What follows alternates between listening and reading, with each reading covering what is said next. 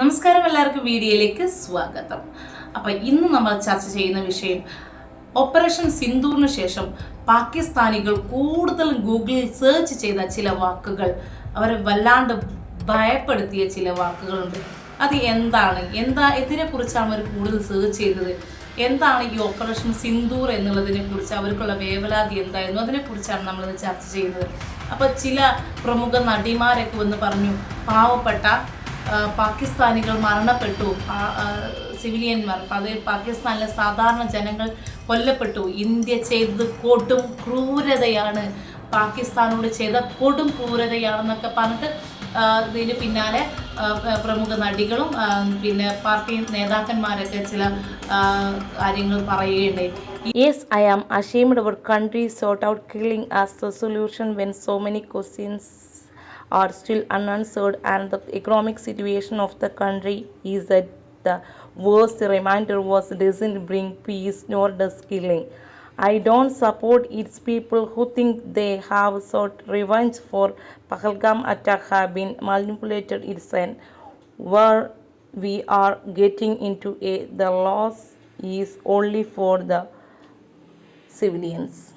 India ചെയ്ത കൊടും ക്രൂരതയാണ് operation Sindoor, പാവപ്പെട്ട പാകിസ്ഥാനികൾ കൊല്ലപ്പെട്ടു. ഞാനൊരു ചോദ്യം ചോദിക്കട്ടെ, പാകിസ്ഥാനികൾ ഇവിടെ വന്ന് ചെയ്തത് ഇവിടെയുള്ള തീവ്രവാദ സംഘടനകളെയാണോ ലക്ഷ്യം വെച്ചത്? അവരെ ഇവിടെ കൊന്നിട്ടിട്ടാണോ അവർ പോയത്? ഇവിടെ വന്ന് സാധാരണക്കാരായ നമ്മുടെ നാട്ടുകാരെ കൊന്ന് എന്നിട്ട് പോയി മോദിയോട് പറയാൻ പറഞ്ഞു, ഇതുപോലെ മൃഗീയമായി ഓരോരുത്തരെയും കൊല്ലരുതേ എന്ന് പറഞ്ഞ് യാചിച്ച് കാല് പിടിച്ച് കെഞ്ചിയിട്ട് പോലും ദയ എന്ന് പറയുന്ന ഒരു സംഭവം ഇല്ലാണ്ട് കൊന്നു തള്ളിയത് ആരെയാണ്? അതിനെന്താണ് ഇവർക്ക് പറയാനുള്ളത്? ഇവിടെ വന്ന് സാധാരണക്കാരല്ലേ കൊന്നത്? ഇവർക്ക് എന്തുകൊണ്ടാണ് ആ ഒരു ഇന്ത്യയിലെ ജനങ്ങളെ, അതായത് ഇവിടെ ഹിന്ദുവെന്നും മുസ്ലിമൊന്നും ക്രിസ്ത്യനൊന്നും ഇല്ല, ഇന്ത്യയിലെ ജനങ്ങളെ ചേർത്ത് പിടിക്കാൻ നിങ്ങൾക്ക് എന്തുകൊണ്ട് പറ്റുന്നില്ല? ഈ പോസ്റ്റ് ഇടുന്നവർ അവിടുത്തെ ആളുകളെ കൊന്നു, അവിടുത്തെ സാധാരണക്കാരെ കൊന്നു. ഇവിടെ എന്ന സാധാരണക്കാരെയല്ലേ അവർ കൊന്നത്? ഇവിടെ സാധാരണക്കാരായ നമ്മുടെ നാട്ടുകാരെ, നമുക്ക് അവിടേക്ക് ആ നാട് സന്ദർശിക്കാൻ പോയ സഞ്ചാരികളെയല്ലേ അവർ കൊന്നു കളഞ്ഞത്.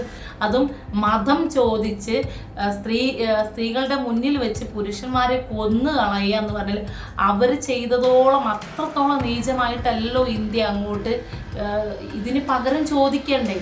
അല്ലെങ്കിൽ ഇവരെ വളർത്തിക്കൊണ്ടുവരാണോ ചെയ്യേണ്ടത്? ഒരു ഭയം അവരുള്ളിലും വേണം, നമ്മളെ തൊട്ട് കഴിഞ്ഞാൽ ഇങ്ങനെ തിരിച്ചടിക്കുമെന്നുള്ളത്. ഇത് നോക്കി കൈയിട്ടിരിക്കാൻ പറ്റുമോ?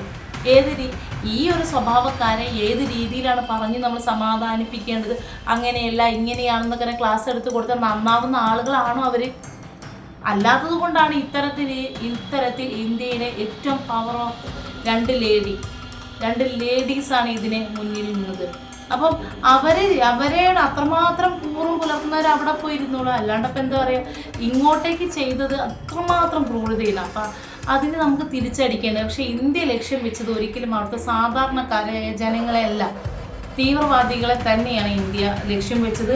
അവരെ തന്നെയാണ് നശിപ്പിച്ചത്. ഒരിക്കലും തീവ്രവാദം നമ്മൾ വെച്ച് പുലർത്താൻ പാടില്ല. അത് എവിടെയുണ്ട് അത് നശിപ്പിക്കുക തന്നെയാണ് ഇന്ത്യ ചെയ്ത് ഏറ്റവും വലിയൊരു കാര്യം തന്നെയാണ്. നമ്മൾ രാജ്യത്തെ സാധാരണക്കാരെ തൊട്ടാലും തിരിച്ചടിക്കി വലിയ രീതിയിൽ പ്രഹരമേൽക്കേണ്ടി വരും എന്നുള്ളത് 1971 അതിമാരകമായ പ്രഹരമേറ്റ് തോറ്റ് ഇനി അങ്ങോട്ട് ഇല്ല എന്ന് പറഞ്ഞ് ഓടിപ്പോയത് വീണ്ടും ഈ രീതിയിൽ അവർ ചെയ്യുന്നുണ്ടെങ്കിൽ അവർക്ക് അതുകൊണ്ട് പഠിച്ചില്ലെങ്കിൽ അത് പഠിപ്പിക്കുക തന്നെ വേണം. അപ്പോൾ കൂടുതൽ ആളുകളും എന്താണ് ഇപ്പം ഓപ്പറേഷൻ സിന്ദൂറിന് ശേഷം ആഫ്റ്റർ അവർ ഗൂഗിളിൽ സെർച്ച് ചെയ്തത് എന്താണെന്നുള്ളതിലേക്ക് നമുക്കൊന്ന് പോകാം. അപ്പോൾ കൂടുതലും പാകിസ്ഥാനികൾ തിരഞ്ഞൊരു വാക്കാണ് ഓപ്പറേഷൻ സിന്ദൂർ എന്ന്. എന്നാൽ എന്താണ് ഓപ്പറേഷൻ സിന്ദൂർ എന്ന് നമുക്കറിയാം. നമ്മളെല്ലാം ഭർത്താക്കന്മാരുടെ ഐശ്വര്യത്തിനും അല്ലെങ്കിൽ അവരുടെ അതൊരു വിശ്വാസത്തിൻ്റെ പേരിൽ തൊടുന്ന സിന്ദൂരം, ആ സിന്ദൂരം മായ്ച്ച് കളഞ്ഞവർക്കെതിരെയുള്ള തിരിച്ചടി, അതാണ് ഓപ്പറേഷൻ സിന്ദൂർ എന്ന പേരിട്ടത്. അപ്പം ആ ഒരു പേരിൽ എന്താണ് അത് എന്നുള്ളതാണ് കൂടുതൽ വേവലാതിയോടുകൂടി പാകിസ്ഥാനികൾ തിരഞ്ഞത്. പാകിസ്ഥാനികൾ ഇനിയും അവർ ഇനിയും പ്രകോപിപ്പിക്കുകയാണെങ്കിൽ തിരിച്ചടി അതിശക്തമായി തന്നെ ഉണ്ടാവുമെന്നാണ് ഇന്ത്യയുടെ ഭാഗത്തു നിന്നുള്ള തിരിച്ചുള്ള മറുപടി. അപ്പോൾ എന്തായാലും ഈ രീതിയിലുള്ള യുദ്ധം ഒരിക്കലും പറയുമ്പോൾ തന്നെ യുദ്ധം ഒരിക്കലും ആർക്കും സമാധാനം ഉണ്ടാക്കുന്നതല്ല, നഷ്ടങ്ങൾ ഉണ്ടാക്കുന്നതാണ്. പക്ഷേ ഈ നമുക്ക് കിട്ടുന്നതെല്ലാം മേടിച്ച് ഒതുങ്ങിപ്പോയി കഴിഞ്ഞാൽ അവർ അടിക്കാനായിട്ട് തന്നെ ഇരിക്കും. അതൊരിക്കലും ഇന്ത്യയിൽ ഇത്രയും വലിയൊരു ആർമി, ഇത്രയും വലിയൊരു രാജ്യത്ത് നോക്കിയിരിക്കാൻ പറ്റുമോ? അപ്പം തിരിച്ചടിയും അതിശക്തമായിരിക്കും. അത് പാകിസ്ഥാനെ ഈ രീതിയിൽ മാത്രമേ ബോധ്യപ്പെടുത്താൻ പറ്റുള്ളൂ. അങ്ങനെയാണ് അവിടെയുള്ള ചില തീവ്രവാദികൾ നമ്മളോട് ചെയ്യുന്നത്. ഓക്കെ, മറ്റൊരു വാർത്തയും വിശേഷമായിട്ട് അടുത്ത വീഡിയോ കാണും വരെ ബൈ.